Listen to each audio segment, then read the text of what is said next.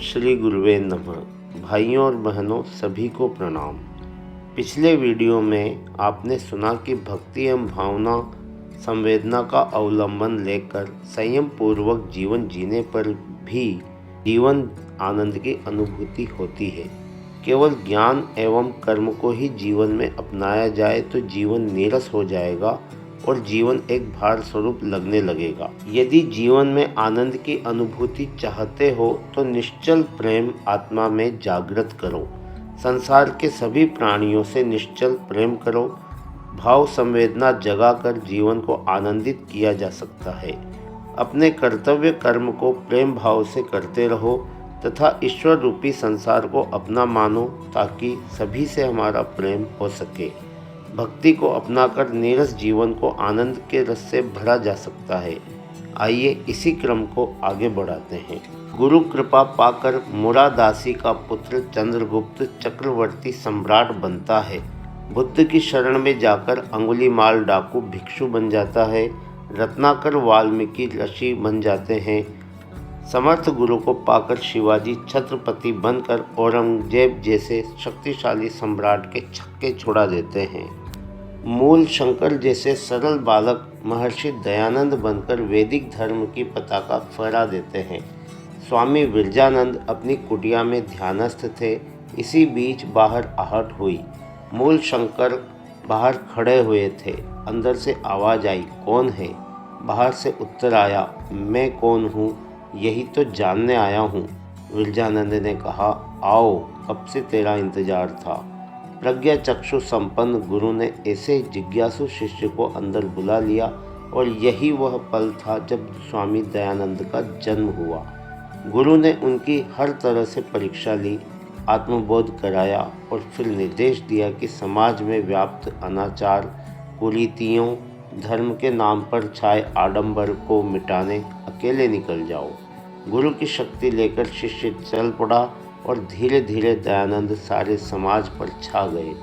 नरेंद्र जैसा निरीह बालक स्वामी विवेकानंद बनकर समस्त विश्व में भारतीय संस्कृति के ज्ञान का दीपक जलाकर भारत को गौरवान्वित करते हैं। केवल 15 वर्ष की अवस्था में परम पूज्य गुरुदेव ने भी अपने दादा गुरु को स्वयं को समर्पित कर दिया और उनके मार्गदर्शन में 80 वर्ष की आयु में जो महान कार्य किए उसका श्रेय वे दादा गुरु को ही देते हैं। उन्होंने मास्टर कहा है। गुरुदेव ने सामाजिक, धार्मिक, पारिवारिक, व्यवहारिक, साहित्यिक तथा कला के क्षेत्र में जो महान क्रांति की वह गुरु कृपा द्वारा ही संभव हुई है। आज उन्होंने युग निर्माण का संकल्प लिया है।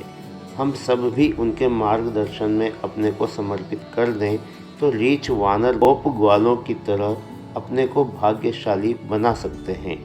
गुरुदेव द्वारा रचित प्रज्ञा पुराण जिसे आप सुन रहे हैं, यह मानव को देवता बनाकर उनकी इच्छाओं को पूरा करने वाला कल्प वृक्ष है। मनुष्य इसी की शीतल छाया में बैठकर सांसारिक तापों से मुक्ति पा सकते हैं। हे संतों, यह गुरु कृपा अनायास ही नहीं मिलती। इसके 3 सूत्र हैं जिसके द्वारा गुरु की कृपा पाई जा सकती है: श्रद्धा, प्रज्ञा और निष्ठा। संसार में ये तीनों ही मुक्ति के साधन हैं तथा राग, द्वेष और अभिमान ये तीनों ही बंधन में बांधने वाले हैं। श्रद्धा अर्थात सद्भाव, प्रज्ञा अर्थात सद्ज्ञान और निष्ठा अर्थात सत्कर्म। 3 शरीर हैं, स्थूल, सूक्ष्म तथा कारण। खेती के लिए खेत, बीज तथा किसान।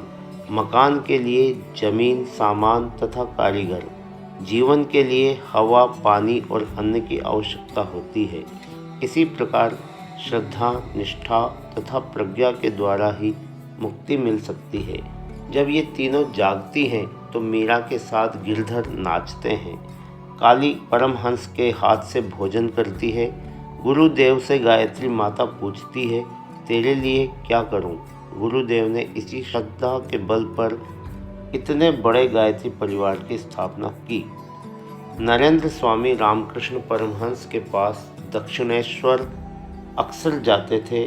त्रिकालज्ञ परमहंस तो नरेंद्र का भावी स्वरूप जानते थे, पर अपने शिष्य को सांसारिक जाल से निकालकर आत्मबोध कराने में उन्हें कुछ समय लगा। जब समय आ ही पहुंचा तो उन्हीं की प्रेरणावश नरेंद्र ने अपनी नौकरी की समस्या उनके समक्ष रखी।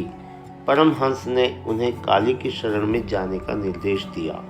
काली के समक्ष जाकर उनका विराट स्वरूप साक्षात सामने देखकर वे मात्र आत्मशक्ति व भक्ति की याचना के और कुछ नहीं मांग सके। काली के इस साक्षात्कार व रामकृष्ण के मार्गदर्शन ने नरेंद्र को स्वामी विवेकानंद उसी दिन बना दिया था। शक्ति भले ही गुरु से उन्होंने अवसान के पूर्व पाई हो, यह एक तथ्य है कि सद्गुरु की प्राप्ति एक बहुत बड़ा सौभाग्य है। यह जिसको मिली है वह परम लक्ष्य की ओर बढ़ सकने में सफल हुआ है। मार्ग में आने वाले अवरोधों से मोर्चा लेने की सामर्थ्य उसे मिलती ही रही है। हे संतों, आत्मिक प्रगति का द्वितीय सोपान कर्म है। कर्म तो संसार में सभी करते हैं, जैसे प्रातः उठकर नित्य कर्म से निवृत्त होना, भोजन करना, शयन करना सभी कर्म है। किंतु ये सब कर्म तो पशु भी करते हैं। मनुष्य के लिए कर्म के साथ साथ योग को भी जोड़ दिया गया है। कर्म योगी बनकर मनुष्य केवल अपने लिए न करके दूसरों के लिए जो कर्म करता है, सारा संसार उसे हमेशा याद करता है। जब मनुष्य दुष्कर्म करता है तब राक्षस कहलाता है, जब सत्कर्म करता है तो वह देवता बन जाता है। एक बार एक व्यक्ति अकाल से पीड़ित अपने प्रांत को छोड़कर सपरिवार दूसरे प्रांत पहुंचा। एक बगीचे के मालिक ने उसको भली भांति परख कर आम के वृक्षों की रखवाली हेतु नियुक्त कर दिया। जैसी ईमानदारी और श्रम से वह बगीचे का ध्यान रखता था, उससे मालिक भी संतुष्ट था। रखवाली करने वाले ने उसी काम में वर्षों गुजार दिए। एक दिन मालिक ने उससे कहा, कुछ मेहमान आए हैं, मीठे आम तोड़कर लाओ। वह गया और कुछ बड़े बड़े पके आम एकत्र करके लाया। आम खट्टे निकले। मालिक बोला, तुम्हें यहाँ वर्षों हो गए, तुम यह भी नहीं जानते कि किस पेड़ के आम खट्टे हैं और किसके मीठे। उसने विनीत भाव से कहा, मालिक, मैं तो रखवाली करने वाला नौकर हूँ, किसी दूसरे को इसका एक फल भी नहीं चोरी करने देता, तो स्वयं बिना किसी अधिकार के फल कैसे चख सकता हूँ। मालिक ने गदगद भाव से कहा, ईमानदार तो मैंने बहुत देखे हैं, पर तुझ जैसा कर्मनिष्ठ निर्लोभी मैंने पहली बार ही देखा है। सृष्टि को सुव्यवस्थित बनाने और जो भी कुछ दिया गया है उसे कर्मयोगी के नाते संभाल कर संजो कर रखने का दायित्व हर मनुष्य का होता है। जो इसमें सफल होता है वह उतना ही श्रेय का भागी होता है, सम्मान पाता है और दूसरों के लिए प्रेरणा स्रोत बन जाता है। ज्ञान के अभाव में कुकर्म भी सुकर्म जैसे लगते हैं। आज मनुष्य भटक गया है, वह देवता है किंतु भटका हुआ देवता। आज की शिक्षा भी मानव को सही दिशा देने में असमर्थ है। एक व्यक्ति को किसी ने बताया कु माने बुरा, सु माने अच्छा। बस उसने सोचा कि जो शब्द कु से बोले गए हैं वे बुरे और जो सु से बोले जाएं वे अच्छे। अतः कुकर्म, कुरूप, कुख्यात, कुमार्ग सबको छोड़कर कु की जगह सु कहने लगा। किसी ने उससे पूछा, शादी करोगे? ससुराल जाना होगा, ससुर भी जी भी मिलेंगे, साले साली सासू भी मिलेगी। बहुत खुश हुआ। ससुराल ससुर जब सु से शुरू होता है, फिर कहा ठीक है, शादी हुई। राजस्थान में दामाद को कुंवर जी भी कहते हैं। जब वो द्वार पर पहुंचा तो किसी ने कहा, अरे देखो कुंवर जी आ गए। यह सुनकर वो बोला, अरे कुंवर जी कह रही हो? कुंवर जी नहीं, सुअर जी कहो, सुअर जी। यह सुनकर सब हंस पड़े। अतः यह अधूरा ज्ञान और भी कष्टदायक है। कभी कभी जानते हुए भी मनुष्य गलत कार्य करता है। एक प्रकार का वह व्यक्ति है जिसको सही ज्ञान ही नहीं है। जैसे उपरोक्त दृष्टांत का व्यक्ति एक होता है जो जानता है पर मानता नहीं। उसका अहंकार उसे सही कार्य नहीं करने देता। दुर्योधन ने कहा, मैं 1 इंच जमीन भी नहीं दूंगा। मैं जानता हूँ कि यह अधर्म है, पर मेरी धर्म में प्रवृत्ति नहीं है। एक मनुष्य का पतनाला दूसरे के आंगन में गिरता था। सबने पंचायत बिठाई, कहा कि पत नाले का मुंह अपने आंगन की तरफ कर लो। वह बोला, पंचों की राय सिर पर पत नाला यहीं रहेगा। ऐसी हठधर्मी के कारण आज बहुत समस्याएं सामने आ रही हैं। भाइयों और बहनों, कितना ही समझाया जाए, परंतु आज मनुष्य सद्धर्म की ओर अग्रसर नहीं हो रहा है।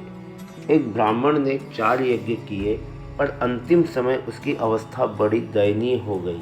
वह धर्मराज के पास अपना एक यज्ञ फल बेचने चल दिया। रास्ते में एक जगह का भोजन करने बैठा। उसी जगह कई दिन का भूखा एक संत बैठा था।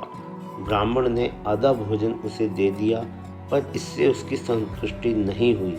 इस पर ब्राह्मण ने उसे सारा भोजन खिलाया और धर्मराज के पास चल दिया। धर्मराज ने पूछा, तुम्हारे 4 यज्ञ और एक अक्षय यज्ञ जमा है, इनमें से कौन सा यज्ञ फल बेचते हो? ब्राह्मण ने 5वें यज्ञ की बात सुनकर आश्चर्यचकित हुआ।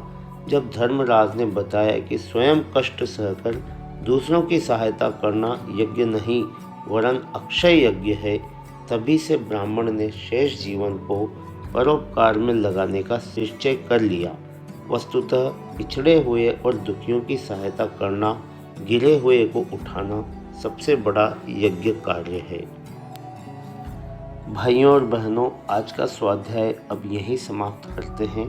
आशा है आपने इसे ध्यानपूर्वक सुना होगा और आपका सहयोग हमें लगातार मिलता रहेगा।